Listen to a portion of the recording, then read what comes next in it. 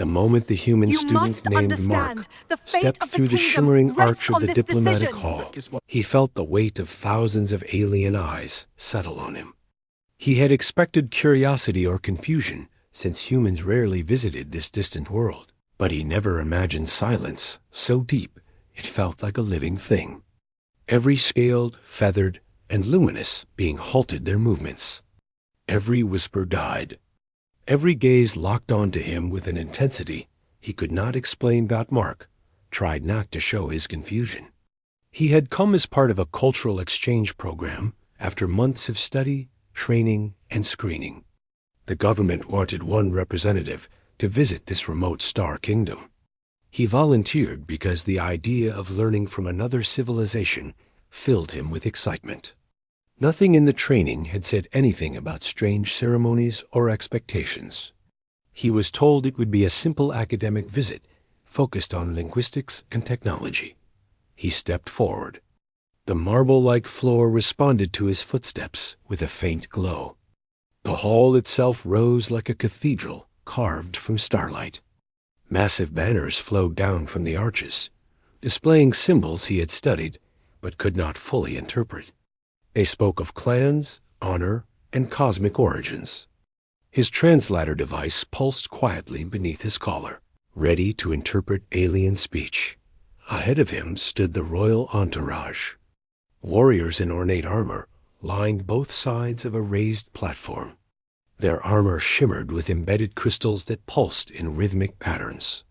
Their spears stood upright, tips like forged stars. Beyond them stood the queen. She towered above most of her attendants, her posture regal and commanding.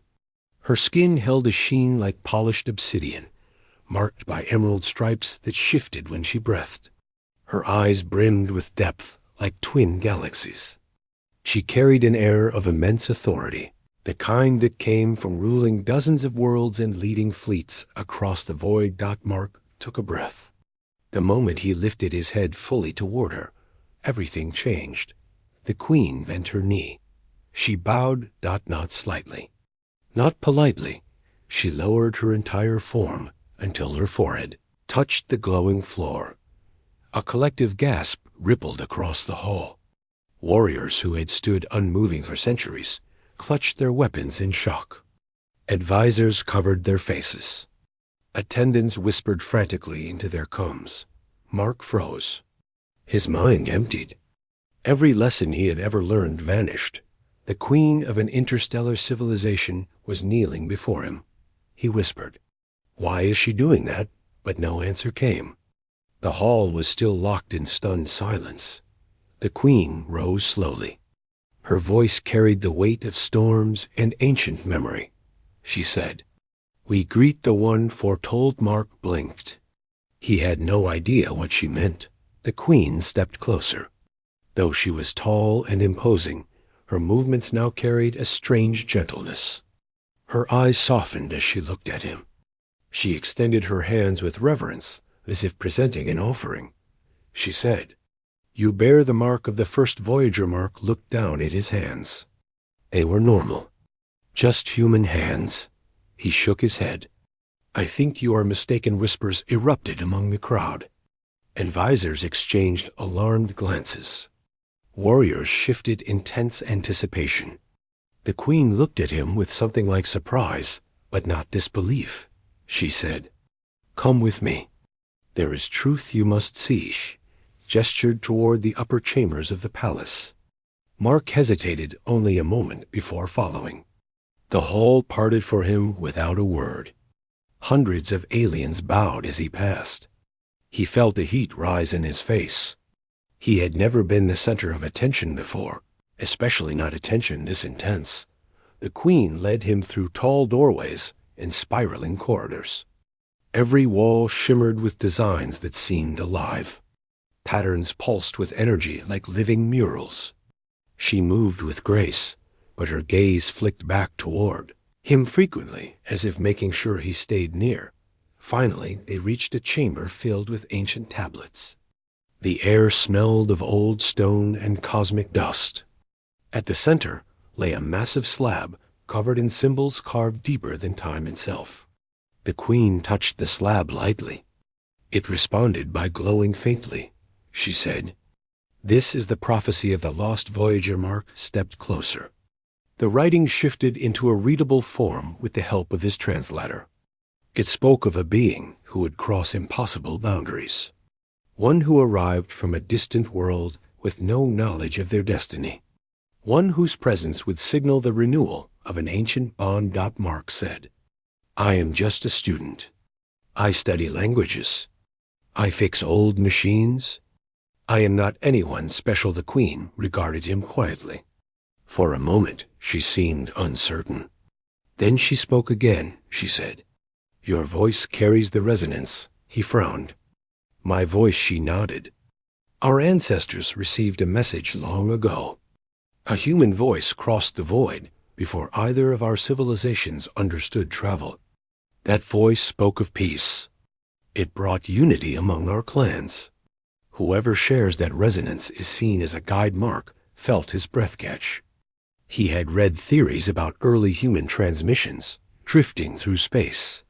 Some scholars believed they might someday reach other civilizations. But he never imagined a human voice could shape an entire alien culture. He ran a hand through his hair. "Are you sure it is me?" The queen nodded. Her expression held absolute conviction. She said, "When I heard you speak your greeting, I knew. You carry the same melodic pattern, the same cadence, the same harmonic signature." Mark felt overwhelmed. He replayed the moment he entered the hall. He had simply said hello, a normal human greeting, yet somehow it had matched the ancient voice. He looked again at the glowing tablet. The story of the lost voyager felt impossibly grand. The idea that he could be connected to it felt unreal. He said, "What am I supposed to do?" The queen inhaled slowly. Her tone became formal. She said, "You are to be honored. You are to be protected. And you are to help guide our people once more." Mark shook his head firmly. "I cannot guide anyone. I do not understand your customs yet. I do not know your history. I cannot be whatever this prophecy says." The queen looked at him with compassion. She placed a hand on her chest in a gesture of sincerity. She said, "Guidance is not command. It is presence. It is learning together. Your people have shown courage, curiosity, persistence. That is why our ancestors believed in the voice." Mark, as thoughts churned. Even if the prophecy was true, he felt unprepared. He was just one person. He wanted to learn, not lead. He said, "I can learn with you, but I cannot pretend to be someone I am not." The queen bowed her head slightly in acknowledgement. She said, "Then that is enough." She turned toward the balcony overlooking the capital. From this height, the city spread out like a galaxy made of architecture. Towers spiraled like living vines. Bridges floated between them. The sky shone with purple clouds and drifting lights. She spoke softly. "Our worlds walked separate paths for ages. Yet now you stand here, not as an outsider, but as one of meaning." Mark joined her at the balcony. The wind carried scents both familiar and strange. He watched as citizens far below looked up at the palace, as if sensing something monumental had occurred.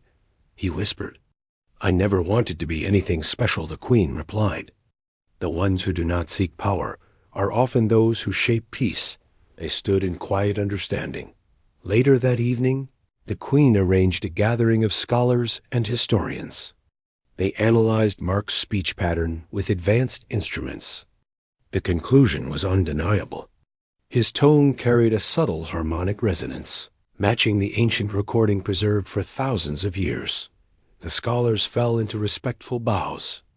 The warriors saluted him with crossed arms. The queen stood at his side as if he were an honored guest of unimaginable importance. Mark still felt like himself, confused, overwhelmed, curious. The next days, he learned about the culture of the kingdom. He studied their languages, their values, their beliefs. The Queen often joined him during these lessons. She asked questions about Earth, about human struggles and triumphs, about how his people viewed unity and hope. He discovered that despite her regal presence, she held a genuine love for understanding others. She listened to every word he spoke. Sometimes she seemed almost relieved to talk with someone who did not see her as a distant figure of power. During one quiet evening in the palace garden, she admitted something unexpected. She said, "When I bowed to you, I felt fear. Not of you, but of what it meant." Our people waited generations for this moment. Mark looked at her gently.